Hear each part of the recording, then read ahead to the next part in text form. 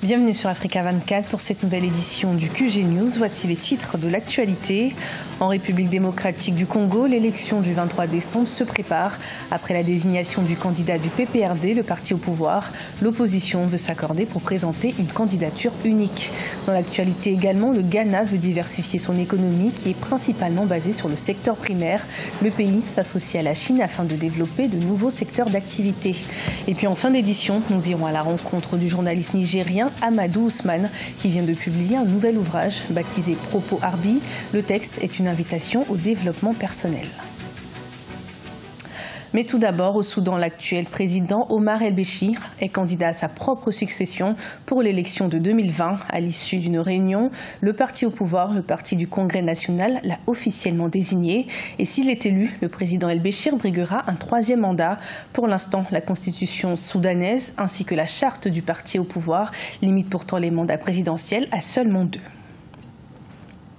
La préparation des élections de décembre 2018 se poursuit en RD Congo. Le président Kabila a annoncé qu'il ne briguera pas de troisième mandat et il a désigné un dauphin, Emmanuel Ramazani Shadari, comme candidat du PPRD. Aujourd'hui, ils sont officiellement 23 candidats à participer à la course, dont une seule femme. On fait le point sur la situation avec notre correspondant en RD Congo, Jacques Amboka. En République démocratique du Congo, le processus électoral prend une vitesse de croisière avec la désignation suivie du dépôt de la candidature d'Emmanuel Ramazani Shadari ce mercredi 8 août 2018. La désignation de ce dernier comme candidat du Front pour le Congo, un outsider selon les observateurs, a décrispé dans une certaine mesure le climat politique marqué pendant une longue période par l'incertitude sur le respect de la Constitution. De soutenir Shadari comme candidat du FCC, donc ça montre qu'il y a quand même la démocratie dans ce pays. Donc nous sommes dans la joie que le PPRD va bientôt nous laisser, va laisser le pays. Il faut noter que l'annonce tardive du dauphin du président Joseph Kabila répond à une stratégie, celle de gérer aussi son propre camp qui, selon certains observateurs, n'est pas à l'abri d'ambitions personnelles. Les candidatures déposées au dernier moment par certains membres de la majorité et alliés en disent long. Il faut comprendre la défection par rapport aux individus. Il faudrait comprendre la défection par rapport à la direction fixée et par rapport aux différents mouvements.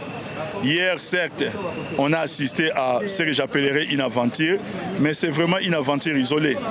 Mais il n'y a pas d'effection parce que Shadari est le choix du consensus. Ils sont 23 au total à participer à la course à la présidentielle du 23 décembre 2018. Le parti lumumbiste unifié, un allié de taille du camp Kabila, fait défection en présentant son candidat Antoine Gizenga. C'est une âpre course qui est lancée pour la succession de l'actuel chef de l'État. Pour l'opposition, les défis restent la machine à voter et le consensus en vue d'une candidature commune. Et c'était un reportage commenté par Grazila Tchakounte. Et puis toujours en RD Congo, l'opposition œuvre pour présenter une candidature commune pour la présidentielle. Les leaders des 3 principaux partis politiques ont déposé leur candidature. Il s'agit de Jean-Pierre Bemba du MLC, Félix Tshisekedi de l'UDPS et Vital Kamerhe de l'UNC. Ils se sont réunis afin de réfléchir à une stratégie qui doit aboutir à la désignation d'un candidat unique. Ensemble, ils doivent donc pouvoir élaborer un programme commun et trouver un nom pour leur coalition. Reprise du dialogue politique au Togo, pouvoir, opposition, membres du gouvernement et de la commission de la CEDEAO se sont retrouvés une nouvelle fois dans l'objectif de trouver une solution définitive pour la fin de crise. Ensemble, ils doivent se mettre d'accord sur une date pour la tenue des élections législatives.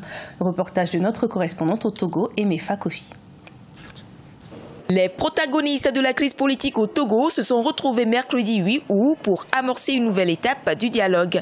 Ce dialogue s'inscrit dans la mise en œuvre des recommandations de la CEDEAO dévoilées le 31 juillet et cela passe notamment par la tenue des législatives le 20 décembre 2018. Vous savez, un point important comme le découpage électoral qui est un élément fondamental lorsqu'on va aborder la question des réformes constitutionnelles. Lorsqu'on aura établi le chronogramme et qu'on verra que il est impossible de tenir les élections, chacun constatera. Le gouvernement de son côté se dit prêt à organiser les élections le 20 décembre 2018. La Commission électorale nationale indépendante qui avait suspendu ses activités se prépare à recenser les électeurs pour disposer d'un nouveau fichier électoral. La communauté économique des États de l'Afrique de l'Ouest, pour sa part, tient à rassurer. J'en appelle à toutes et à tous, acteurs politiques responsables ici présents, à travailler dans un esprit d'ouverture et de compromis, afin que les Togolais puissent s'exprimer dans les délais requis, un choix dans le cadre d'élections libres, transparentes et crédibles, conformément à l'esprit et à la lettre de la feuille de route définie par la conférence des chefs d'État et du gouvernement. Cette rencontre vient poser les bases des travaux du comité de suivi de la CEDEAO sur la crise politique au Togo, dont les assises sont annoncées avant fin août 2018. Le Ghana veut diversifier son économie, qui est pour l'heure principalement axée sur le secteur primaire. Les autorités ghanéennes ont choisi la Chine comme principal partenaire. Le pays a déjà reçu un financement de 2,3 milliards de dollars destiné à plusieurs secteurs d'activité. Les précisions de Marcel Farba Maroun. En dépit de l'existence d'un sol riche en matières premières, le Ghana concentre ses activités sur le secteur primaire. Par conséquent, l'économie ghanéenne, qui reste encore fragile malgré l'essor noté entre 2007 et 2013, nécessite une diversification, l'une des priorités du gouvernement. Les autorités ont, par conséquent, reçu un vaste programme de financement de la Chine, devenu un véritable partenaire de choix dans cette politique. La Chine est aujourd'hui notre principal partenaire commercial et la Chine coopère au développement de notre économie dans de nombreux domaines, notamment l'agriculture, l'industrialisation, le développement des infrastructures, la santé et l'éducation. Afin de combler son déficit en infrastructures, le gouvernement ghanéen négocie un prêt de 2 milliards de dollars auprès de la Chine pour financer essentiellement la construction de ces routes. Selon le président Akufo-Addo, l'accord pourrait être conclu courant septembre en marge du Forum de coopération sino-africain. Tout d'abord, quelques 2,3 milliards de dollars de prêts sont venus nous aider, ce qui nous a une fois de plus appuyés dans les domaines de l'infrastructure, de l'électricité et de l'éducation. Cet argent nous a également permis de relancer certaines communautés de pêcheurs importantes le long de nos côtes. Le gouvernement ghanéen a décidé de recourir à de nouveaux modèles de financement pour combler le déficit en infrastructures du pays, dont le besoin est estimé à 30 milliards de dollars. De la culture à présent, avec la sortie de l'ouvrage du journaliste nigérien Amadou Ousmane, basé sur le développement personnel et le changement de comportement. Le livre Propos Harbi s'inspire d'une célèbre rubrique publiée il y a quelques années par le journaliste dans le quotidien national Le Sahel. Découverte avec notre correspondant Sadou Alizé Mokhtar. Propos d'Harbi, l'une des rubriques bien connues dans les colonnes du quotidien national nigérien Le Sahel dans les années 80, publié sous forme de livre. Dans cet ouvrage, Harbi est un personnage fictif, un citoyen lambda qui s'était donné pour mission d'amener ses compatriotes à corriger certains de leurs comportements. Il est arrivé qu'après la lecture d'un propos d'Harbi le matin, le président Kounché prenne sa voiture et aille visiter un service pour vérifier si ce que Harbi a dit est vrai. Et lorsque nécessaire, il prenait les sanctions qu'il faut ou les encouragements nécessaires.